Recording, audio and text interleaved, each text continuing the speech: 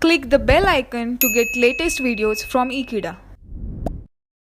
Hello friends, today we are going to discuss about an allocation technique that is known as Contigious Allocation. How Contigious Allocation is implemented in free space management of a file system implementation, and how it is done with the sequential and direct access methods of the files. What are the advantages and disadvantages associated with this type of allocation?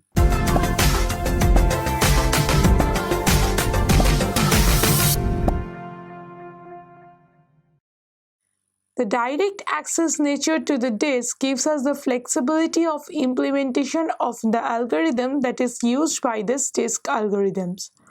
So whenever we know that many files can be stored on a disk, so the main problem is to the space allocated for the file on the disk.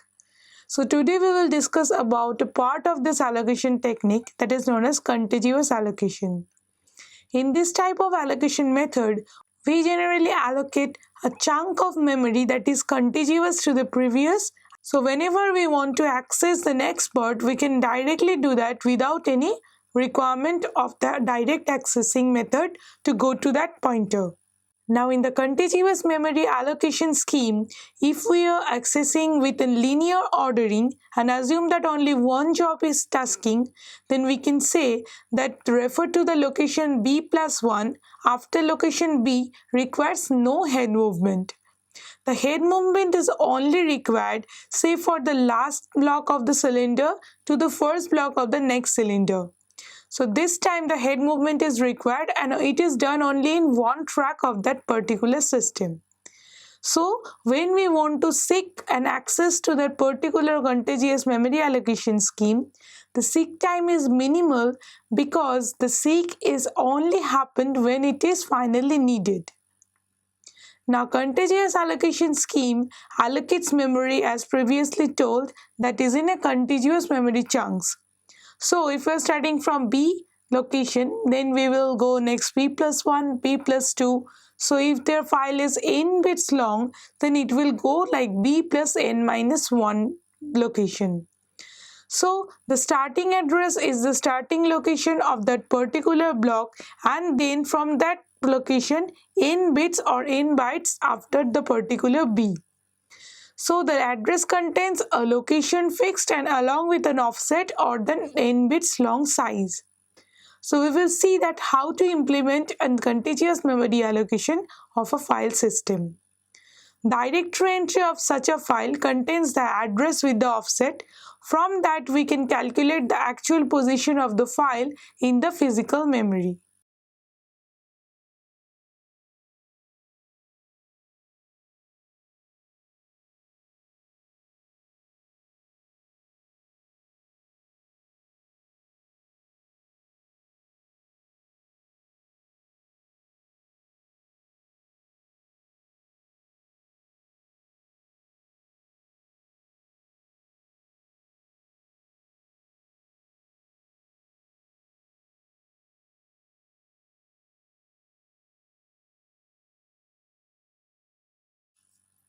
So this is a particular directory entry or directory structure for 5 files, which is the containing start bit as the first location of that file, and then the length specifies how many contiguous blocks it will be allocated from that start bit. So now we will see that how it is allocated in the physical memory.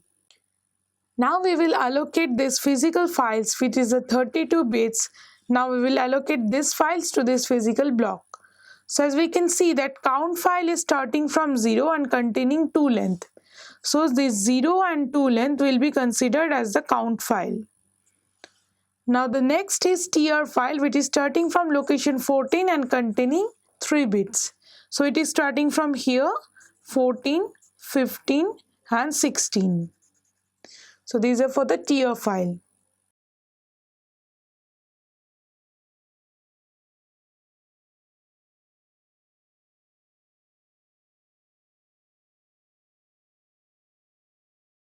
The next is mail file, which is containing 6 bits from the 19 location.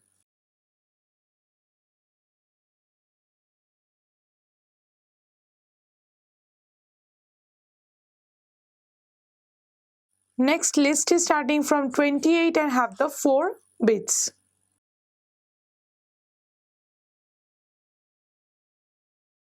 And at last, file F is containing 2 bits from the 6th location.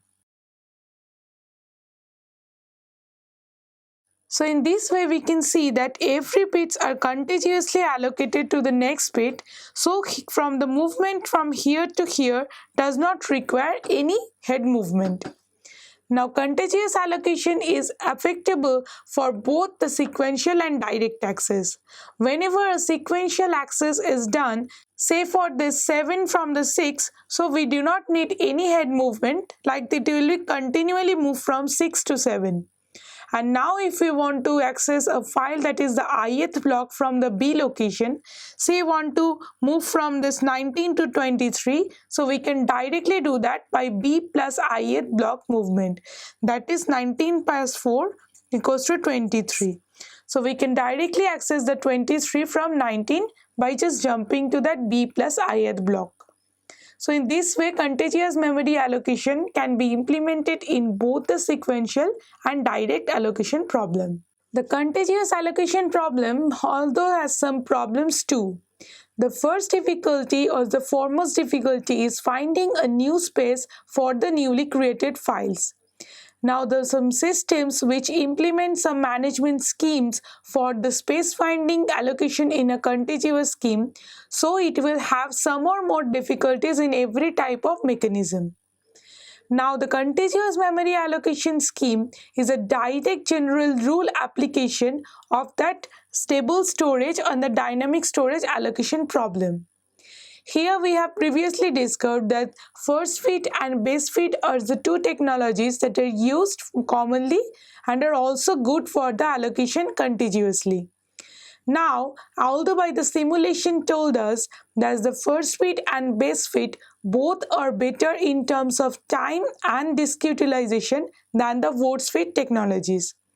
But the first fit and both fit is not implemented as a disk utilization properly best algorithm, but first fit is faster than the best fit one.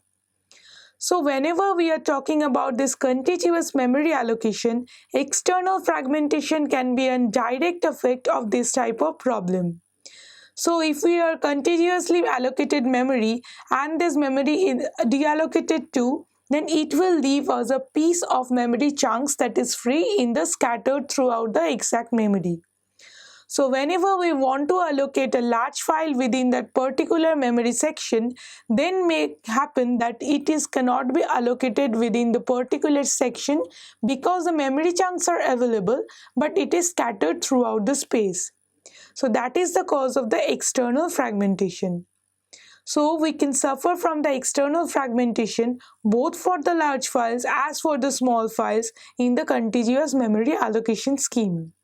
Now depending on the disk storage available and an average file size, this external fragmentation can be a major or a minor problem. Now one solution to addressing to this problem is the compaction. That is a file that is allocated to a space but which cannot be allocated it properly because of the availability of the memory chunks are there, but it is not large enough to allocate that file. So we want to copy this file to a new space that is large enough to hold the file and then empty the previous space. Now the previous spaces, all the memory chunks are compacted to form a large space, and now the file that is copied into the new file or new space is again copied back to the final or previous space.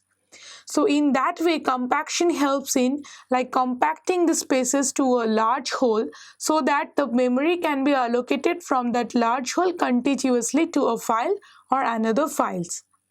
So this way external fragmentation can be a solution of this compaction. The cost of the compaction is definitely the time, and the higher the cost is for the larger the hard disk. So whenever this type of compaction is done, it is done in two modes.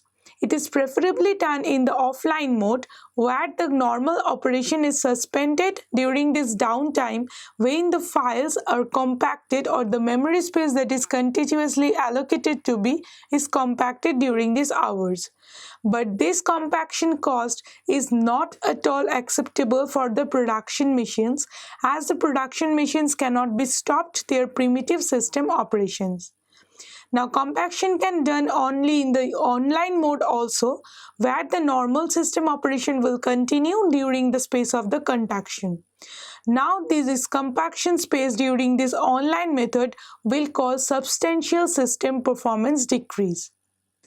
The next type of problem that is allocated with this contiguous memory scheme is the space needed for a file system.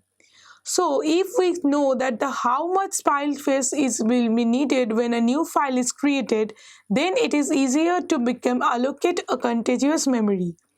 But for specific terms, say for copying a file, we generally know that what is the file size that is to be allocated. But in general scheme, where the new file is created, it is very difficult to estimate the file size and then allocate that memory chunks according to the file size. Now, if we allocate a too little space for this particular memory chunks, then it will become that the large files cannot be allocated in that particular memory chunk. Now, if we want to allocate this memory chunk into a larger file, then internal fragmentation can be a problem. Especially in a best fit technology, we cannot extend the larger file to the contiguous memory chunks, as the most methods or the memory chunks may be allocated to some other files. So two solutions can happen. The first one is user then can terminate the particular job by terminating the exact file location, copying it to the main memory back and not giving into the disk. That is, the user is terminating its job based on that particular file, and then it is deallocating the space and again allocate the file space for a larger one. But this repetition of task may decrease the system performance, then it is just then avoided. So to address to this problem, the user can allocate a larger space chunks for that particular file, which may again cause in the internal fragmentation. And the second way of solution of this problem is that copy the file into a new space and then reallocate the previous space. And this can be done until and unless space becomes available. But this repetition also decreases the system performances. That is why this is also being done very readily and then done be carefully. Now, the space that is allocated to a file or a contiguous memory, if it is known previously, then also it can create some problem. Say we are considering a file whose file size can grow for a larger time. So the final size of that file will be difficult to calculate, which is to be done over a period of 10 years or 1 year or 2 years. So if we allocate a small space for this file, then the extension of the files that is to be done on this next years cannot be allocated the contiguous memory. Now, if you allocate a larger memory sections for the file that will extend over the years, then a larger section of the memory will be unused for a long time. Now, the problems of this external fragmentation as well as internal fragmentation can be solutioned with an address that is known as an extent. Initially, the contiguous memory is allocated a final memory block to that particular file. Now, if the file is getting larger or having a larger memory requirement, then it is giving an extent or a block that is a next contiguous memory chunk to that particular file.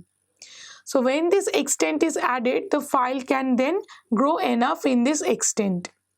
Now, this is a variations of the contiguous memory allocation.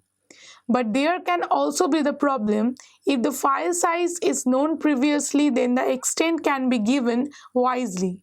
But if it is not known properly, then the extent can be large enough to hold the last chunks of the memory, or extent can be small enough that the file needed another extent to extend the actual file. Now, the locations of the files blocks contain the location of the file block, the block count that will be added to this file's extent, and a link to the first block of the next extent. So in this way, we can calculate the size of the final file. Now the size of the extent can be determined by the owner only, but it will become problematic and inefficient if the owner is incorrect or not capable of probability of that particular file. External fragmentation will result from a larger extent accumulation, and internal fragmentation will occur from a smaller extent accumulation. Like the Veritas system take use of this extent to improve its system performance. It is most commonly used in the industry purposes, but the extent too have some problem that suffers from the external as well as internal fragmentation. So that is all for the contiguous memory allocation. Thank you for watching this video. Stay tuned with Ekeeda and subscribe to Ekeeda.